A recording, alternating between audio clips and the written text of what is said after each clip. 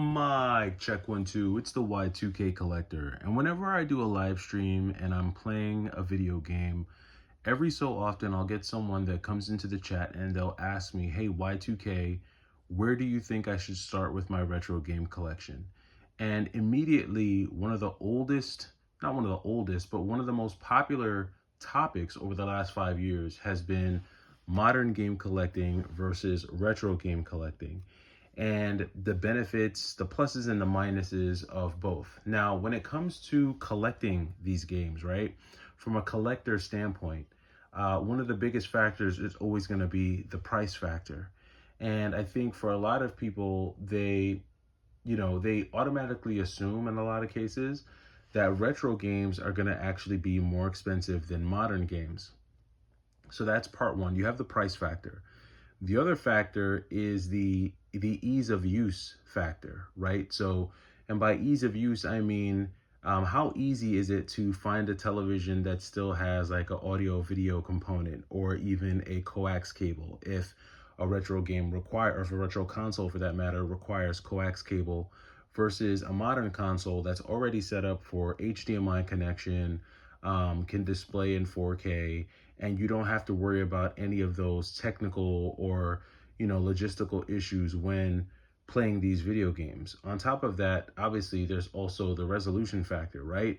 There's going to be a huge difference resolution wise, from playing a game in 4K versus playing a game, using the AV components or even a coaxial cable for that matter.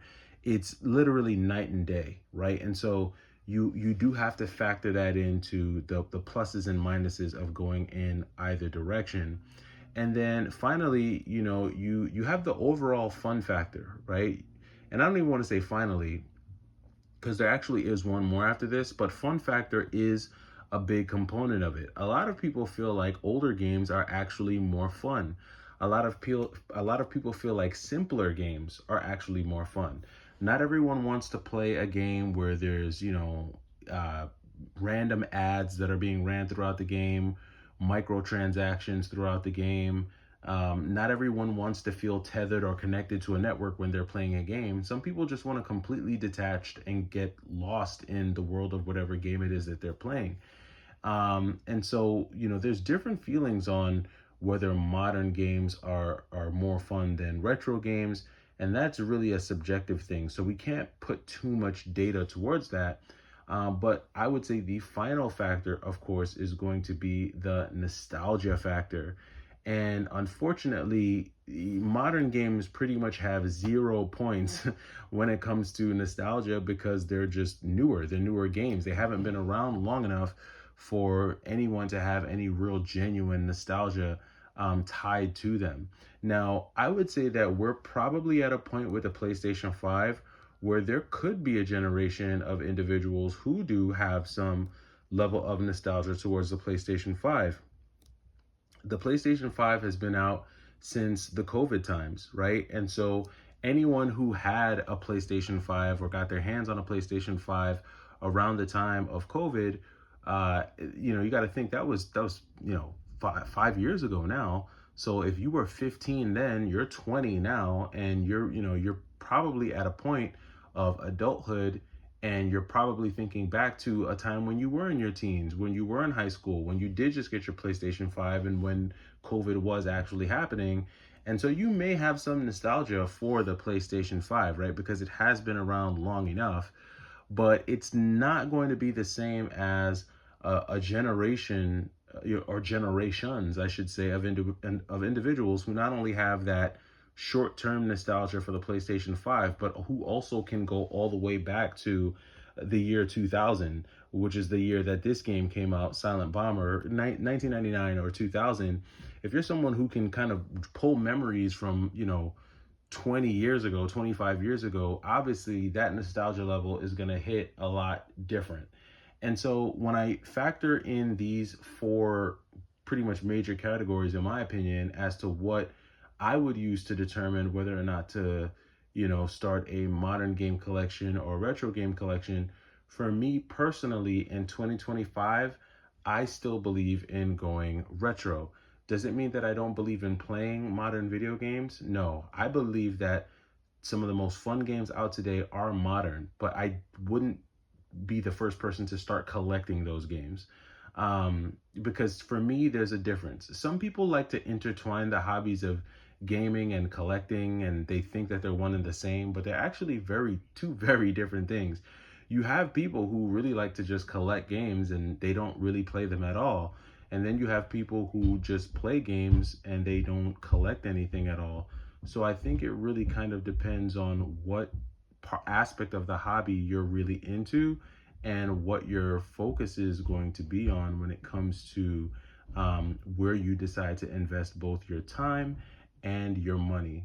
Now, for me, the reason why I believe in, collecting retro games over collecting modern games is because the reality of it is that buying a new game today, most new games cost more than most retro games. A lot of people think that all retro games are really expensive, but that's just not the case. The reality of it is that I would say that there are more inexpensive retro games than there are expensive retro games by far.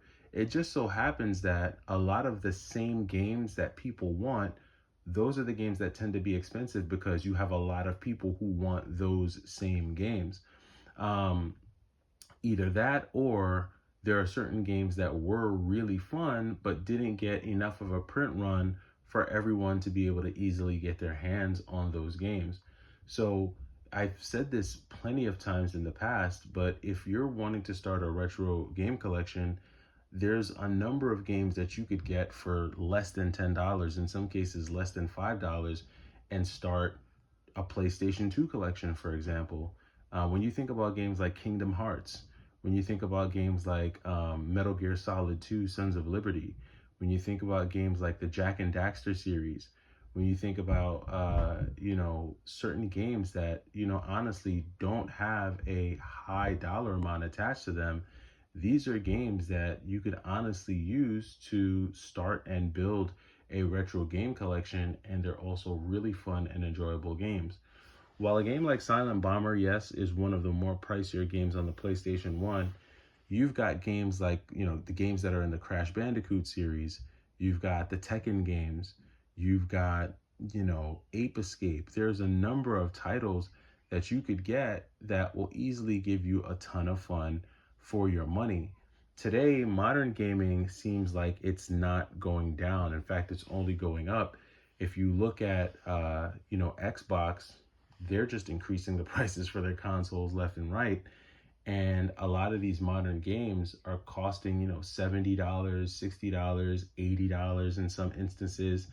And so the average modern game, in my opinion, is going to cost more than the average retro game if you really average it out.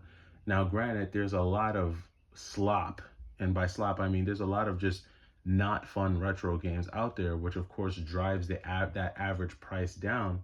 But I think in general, you can still get a lot more bang for your buck in terms of collecting, right? If you said you wanted to start collecting, I think you could still get more bang for your buck starting a retro game, video game collection, in my opinion. I also think that you have time with modern games and modern consoles. While, yes, a lot of the AAA titles will probably hold their value and still be just as expensive in the future, a lot of these modern games that are coming out, they will go down in price, especially if they're more niche titles. You will always have those onesies and twosies that become cult classics and, strike a chord within certain niche gaming communities. And those are going to be the games that are just going to be the rarities that, are high and stay high for whatever reason. But I think overall, if someone were to ask me, hey, Y2K, where should I start my game collection? Honestly, I would say start with the PlayStation 2 because it's old enough to where you get the nostalgia factor. It's cheap enough to where it's going to be cheaper than most, if not all, modern games that you might try to collect. It's easy to get and it's modern enough to where you should be able to connect it to most TVs. I mean, if you do have to get like an HDMI adapter for it, you can do that as well. But I do think that it's definitely a great place to start. Also because of how great the library is, how expansive it is. I recently came across a channel earlier today.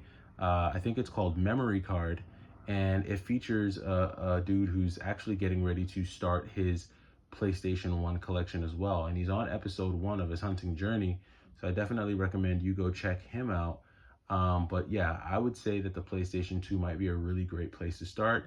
And I think even if it's just for right now, I still give the edge to retro collecting over modern collecting. I know I've got a lot of people who follow the channel who might disagree, but let me know down in the comments which way you would lean more towards. Do you lean more towards collecting modern? Do you lean more towards collecting retro? If so, let me know why in either direction, and I'll catch you in the next video. It's the Y2K Collector. Take it easy.